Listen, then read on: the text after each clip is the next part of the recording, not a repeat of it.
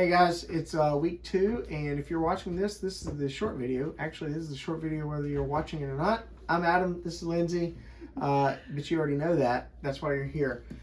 Today, this week on Theology Thursday, we are dealing with chapters 2 and 3 of Alan Noble's You Are Not Your Own, Belonging to God in an Inhuman World. Last week we did we did introduction in chapter 1. Yep. And then next week we're going to hop on into chapters 4 and 5. So hopefully you're keeping up, and hopefully you're also enjoying this excursion. You can go back and watch last week's. Absolutely. And there is a longer video. Yes. Yeah. To this one. There's this one. The short one. We've already recorded the long one, and boy, was it a doozy. But it was fun. And hopefully you like long form podcasting, that sort of stuff, because it's kind of like that. We had a 2.5 hour conversation about the contents that we're going to give a very brief overview to in this video. Okay. So a couple things to keep in mind when we're reading this. One is, in these chapters at least, Noble is talking about what is, not what should be. Yeah. He's just describing the situation as he sees it. Description, not prescription. Right. He's being descriptive, not prescriptive. Also, to note, he's very sarcastic. It drips from his... Very sarcastic. We talked in a long form video. We talked about like the need for sarcastic fonts, but he's very sarcastic, and so especially in chapter 3, you find him saying a lot of things that sounds like he's like painting this idyllic picture, and it's not idyllic. He's being very facetious, being very sarcastic when he's talking about pornography, and when he's talking about like, being able to a painted picture is the same as a photograph. It's clearly not. We all know that. He is being sarcastic. Yeah, we got to keep that in mind. Yeah. Hopefully you're picking up on that and aren't thinking, he's making a really good point. Yeah, you can't hear the usefulness of pornography. But you should read it. Yeah. So let's talk about chapter 2. In chapter 2, the assumption is, the working assumption of the whole book, but especially as you delve into chapter 2, is the society is built around the assumption that you are your own and therefore belong to yourself. And therefore, the burden of being and becoming is all on you. The burden of validating your life, justifying yourself, living a meaningful life, it all rests on your own shoulders. And so society then urges you to be a better you, to be the best you could possibly be, to be the better you than anybody else could be as you. But in doing so, it provides what's needed for you to do just that. And so you've got this kind of recurring motif of society provides, which reminds us of what movie? The Good Dinosaur. The Good Dinosaur. The pterodactyl. The storm provides. The storm provides. So so society has built this life for us in which the assumption is you belong to yourself, and you are your own, and therefore be the very best self that you possibly can be, and here's all that you need to make that happen. Society provides justification. We all make our way through life longing for what we might think of as the good life, or living the dream. As Corey from camp would describe it years ago, living the happy life. And society provides models for what to look to, and models that we can imitate in life as we try to seek justification for ourselves, validation for our lives to have been not just had meaning, but to have been meaningful. Like even as adults, we're looking for role models, essentially. Yeah, people that we can craft our lives around, that we can kind of mimic, that can show us how to live the good life, live the dream, that sort of thing. Society provides also identities. And because one of the burdens of being ourselves and belonging to ourselves is that we must know ourselves. And so we're called to self-discovery. He calls it discovery. I would say it's more of self-creation. It is. It's self-curation. Yes. Totally. Because it's not really discovering who I really am. It's creating who I want to project. Yes. That I am. Yes. Because you aren't something objectively. You're just something subjectively. That you are your own, and so curate who you are. Right. Knowing ourselves, but that knowing ourselves requires also expressing ourselves. So we discover or curate, and we must also project, because we've got to be validated. We've got Right. to be affirmed. And so and the thing is, in a secular world, there are endless possibilities of curation, like literally endless. Our lives are like standing in front of a Coca-Cola freestyle machine. Oh my gosh. Every single time you go to the machine, there are millions of possibilities of what the thing might taste like when you walk away. And that's what it is to be yourself, to belong to yourself in a world such as the world. Or like in which you're we searching live. on Pinterest. If you ever search for your own style on Pinterest, I know you probably don't do this because you're a dude and you probably never on Pinterest. Pinterest on my phone anymore. But girl, like if you say like look for your own style, there's like you could be dark academia, you could be light academia, you can be cottage core, you can be hobbit core, you can be granola core. Like there's so many things that you can just be. Ian and I were laughing about that the other day at church or after church or something like that, and we were talking about Imogene was tagged as granola core or people are hobbit core, that sort of thing. Yeah, so the possibilities are endless for you to discover or curate your own identity as a person and then project that out into the world, expressing yourself as an individual. And self-expression, he says, is the default. Privacy is the anomaly. We could say an awful lot about that, but I thought that was just such a good, rich line. It is assumed not that you will, have privacy in your life, but that every bit of your life will be an open book because it is incumbent upon you to self-express out into the world this identity that you've curated for yourself so that you can be affirmed in that identity. And it's kind of a never-ending cycle of belonging to yourself. But society provides those opportunities. So society also provides the opportunities for meaning and meaning making and whatnot. Right. We long, there's this like kind of intrinsic desire within ourselves wherein we long for an experience that is beyond just our subjective experience of the world. We long for our lives to have true objective value and meaning at the end of the day. We don't want our lives to, end and be completely and utterly meaningless because we slip not off into anything, but we just kind of disappear into the vastness of, meaninglessness. But society provides opportunities for us to create meaning for ourselves. And he does say on page 48 of the book that at their very best, or at their best, local churches remind us that we are not our own, but belong to God. And in doing so, they disrupt contemporary understandings of meaning and identity. Because when we gather together as the local body, we're being welcomed into and invited into a story that is not our own in the sense that we're the central character or the first person, but instead, like, we are a true, meaningful character in the story, but this story is this huge epic tale of creation, fall, redemption, and new creation, and we're invited to participate in this story that we are a part of, but it is not our own, and we do not belong to ourselves in this story. And it is very countercultural. Oh, yeah. Like, it's countercultural in that, the gospel story is that it is not about us. Yeah. Yeah. That someone would lay down their lives for somebody else for like no central gain to themselves. Yeah. That reminds me of the quote from Jesus in the Gospel of John. It's Aiden's favorite verse in the Bible, but greater love I know it in the King James for some weird reason. Greater love hath no man than this, that a man lay down his life for his friends.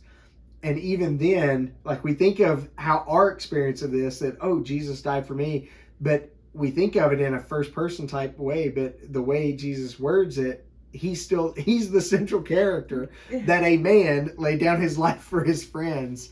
And then he says, of course, I've called you friends as well. But again, continuing with that theme of society provides not just justification or opportunities for justification, not just endless possibilities of identities, not just the possibility of creating meaning for ourselves, but also society provides values. And of course, chief of those values, as Noble points out, is the idea of efficiency, or as Jacques Ellul calls it, technique. So you got efficiency and technique, where quantifiable, or the things that are measurable, those are like of the utmost importance. What we value most in life is what is most efficient. What are the techniques that I can put into place in my own life to make for myself a meaningful, enjoyable, happy life, living the dream, or living the good life. And we all know efficiency isn't superior. Yeah. But we still accept it as superior. And it's not that inefficiency is somehow more valuable than efficiency in and of itself. No, it's just efficiency isn't the end all ultimate be all. goal. Yeah, it isn't the end all be all. Sometimes things that are difficult to do are totally worth doing. Yeah. Or sometimes you just do it. Yeah. I don't know. Like it may not be worth anything. So when we were having doing things the hard way may not have any intrinsic value other than I just chose to do it the hard way. Yeah. And so I did the hard way. Like that doesn't have to mean anything. Yeah. Monday when the tree guys were helping remove the tree that had fallen on our house, everything is okay, everyone is fine. The main guy, Tim, he's talked to me about like what we've got in the garden. He's like, so what all you guys produce out here? Because we got this little raised garden. We're not. And I'm like, oh, we're not eating anything out of this garden. We'll get a few tomatoes maybe. Oh my goodness, our garden's horrible this year. But even then, that may seem like, oh, what a frivolous waste and whatnot. It's highly inefficient. You might get a handful of beans by the end of the season, and you can do a stir fry with them. But it does have value and meaning in the sense that, the kids get to learn how to get their hands down into the dirt. They planted every plant in that garden. And now that half of the tree is gone, they're going to have, the lesson. Roll there'll be the lesson of, wow, a lot more sunlight does make something grow a little bit better. But society provides not just values, but also it provides for us a sense of belonging. But the sad thing about living in the world as it is today is that we often no longer have physical belonging in life. We no longer belong to place, and not only that, but we no longer belong to a particular people, because again, we can curate and discover our own sense of identity, our own sense of self, and project that out into the world. We no longer, many of us no longer live where we grew up. We no longer live next to family or friends that we grew up with. We almost don't even have hometowns. Yeah, what is a hometown? I have a hometown, but you almost don't have a hometown. What does it mean for a kid to have a hometown when they lived in 4 different states before they were 6? You know, what do you mean, what's my hometown? Well, I was born here, but when I was 6 months old, we moved away to a different state, that sort of thing. So, and we often, as a result of a variety of factors, some just being what it is to live in the modern world, we often have no roots in life. We have no sense of rootedness. Yeah. We belong in these, we're able to belong in these kind of self-curated digital communities where, my online friends are more family to me than my biological family, and they're more, maybe I'm even more transparent to them than I am to the people with whom I live in embodied community. Yeah. And that's Friendly Jazz is a little more of a real person than Lindsay. Yes, than Lindsay Jane. So we're able to completely ignore and avoid even our neighbors. You go to the grocery store, you don't even have to look into another person's eyes. You don't have to speak to someone. Look in the eyes of that camera though. Yeah, you gotta make sure you stare at that camera for a moment. And make sure they see your hands. You see that they see you. Yeah. But you don't have to be asked hey, how you doing today? How's your day going? Did you find everything you needed? It's always fascinating because when I'm asked that, number one, when I'm asked how my day is, my typical answer is fantastic, or how you doing? Fantastic. But which sometimes throws people off. But when they ask, did you find everything you needed? I stop and I think, and did I? And sometimes I'll tell them, no, actually I could not find such and such. And they're like, oh man, I'm sorry. I'm like, it's okay. I'll live without it. But most of the time when they ask me that, I stop and think, and I normally say, I don't even remember why I'm here. Yes. But this magic just happened. Into the grocery store. This is what I've got. I don't remember what I came for. Yeah. So we're able to like to get out and move about within our communities in a way that still is like anonymous and just unrooted, and where we can avoid, interacting with neighbors with whom we live, not just like next door neighbors, but neighbors that we run across in the grocery store, because you don't have to run across anybody. You just put your earbuds in, hit aisle 3, grab what you need, skip over to aisle 6, grab what you need, and get out of there. Don't even talk to an employee when you're checking out. You just do it all yourself. You don't even have to have your card with you. If you got your Kroger Pay set up, you can just tap, boom, you're out. So that's chapter 2. Then we get into chapter 3, and you've got such a dramatic change in tone, because yes, the sarcasm is still going to continue. It's going to get deep and rich, but just notice the titles of the book. 2 is almost sarcastic, right? Its title, what is it? How Society Helps You Be Your Own. Yeah, which is not a good thing. But then chapter 3, he just kind of pulls the cover off of the Scooby-Doo monster villain. The mask? Yeah, the mask. The head cover, the bag cover, the face covering. He removes it. Mask. Yeah, the mask. How society fails us, because that's really what we're getting at.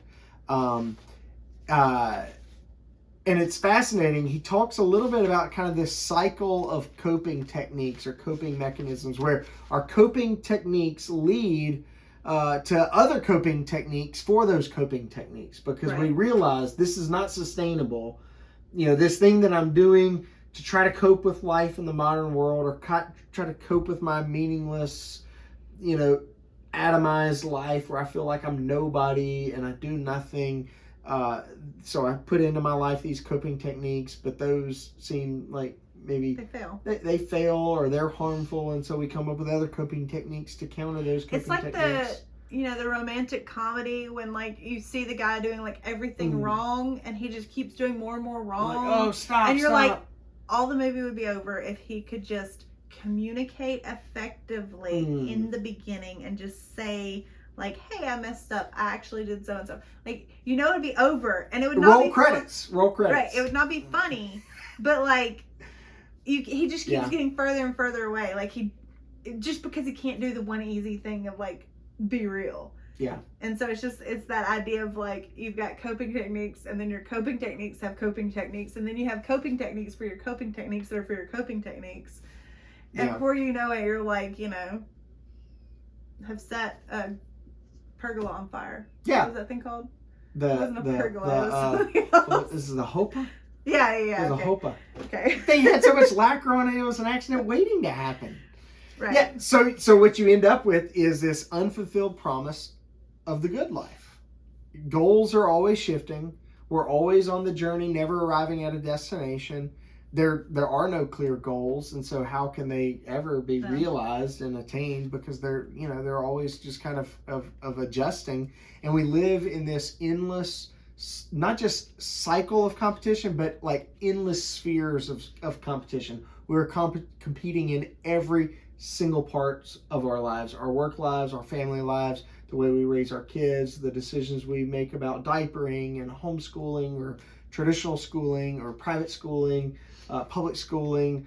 All of life is this huge arena of competition where we're competing with our ability to self-optimize. So competing with ourself, essentially. Yes, like competing. He talks about, competing with his old self, driving his wife's new hybrid car. Right. Can he beat that fuel efficiency? Do you remember when we developed the game for chores, the point game? Because neither of us wanted to do anything for a while. I have not thought chores. About that in and over so we had a decade. we had like a point system. Like if you would vacuum the floor. This was before our kids. This is for us. This is for us this grown like, people. We were grown and we had small children. This is 20 years ago. But or 20, maybe 17, 18 It was when the years kids were ago. little. But they were really so it was just, we had a household full of little kids, and so we had to do all the work, and we didn't want to do all the work. And so we would like give ourselves points for like vacuuming the floor. And if we got 20 points of the week, we would like treat ourselves. Yeah, you could get to ice cream or prizes. something. Yeah. We made ourselves a chore chart and a prize chart. So we're living in this like this vast arena of competition where we're self-optimizing, where we're projecting and expressing through social media. All of our lives are lived in these mediated platforms, so to speak, where our profile is projecting who we are, our identity, who we want to be seen as. Sure. And so there's this kind of existential restlessness that we're constantly living with. And there are really a couple of ways of dealing with that or coping with that. Right. He says the ways of dealing, it's kind of a spectrum between affirmation and resignation to deal with the hyper-competitiveness. That affirmation being like, oh, I'm playing the game. If I can just do better, like, you know, I can level up. I can win this thing. I can do better. I can get higher up on the ladder. Yeah. If at first you don't succeed, you get the next self-help book and you try it again. Like, you know, you can succeed. You can get the tools that you need. Yeah. And then resignation is basically the opposite, saying, you know, I can't win the game, so I'm not going to play the game anymore. Like, this is dumb. Which is, we often think of that as like being passive. But it's a choice. Being passive, being depressed, that sort of thing. But it is an active choice often, right? And passivity is always a choice. Yeah. Like not making a choice is always a choice. Yeah. And so we're kind of somewhere between the two. There's a spectrum between the two, and he jokes that you are affirming until you resign. Like you're in it to win it until you realize you can't, and then you quit. Yeah. And sometimes like kids they seem passive and apathetic and nothing really like, you know, oils their gears or whatever. Yeah. And then something clicks and they become like they follow in the way of affirming. Like they suddenly have like a vision for their lives or a sense of vocational calling, that sort of thing, and things do seem to click. But that doesn't mean it's going to be that for the rest of their lives. Right. Because there is that kind of shifting within the poles. Yeah, the swinging of the pendulum. So we live with all this this existential anxiety. Yeah. Right. Yeah. Yeah, the existential anxiety to make the right choice for our lives, to be good enough for our lives to, in the end, be meaningful. So sad. It is sad. All right, so in the conclusion here, he talks about the result of this existential anxiety then is self-medicating, which we will get into next week because that is the title of chapter 4. Yeah. Is self-medicating somewhere. Let me find it. Oh, we all self-medicate. Yeah. That's the title of chapter 4. So that's where we go into next week. Yeah. So join us next week, and you can watch the long video if you dare, if you want to hear some fun jokes. Yeah. It was fun. It was fun. Hopefully you enjoy it. Maybe. Yeah. But join us next week. Yeah. We'll see you then.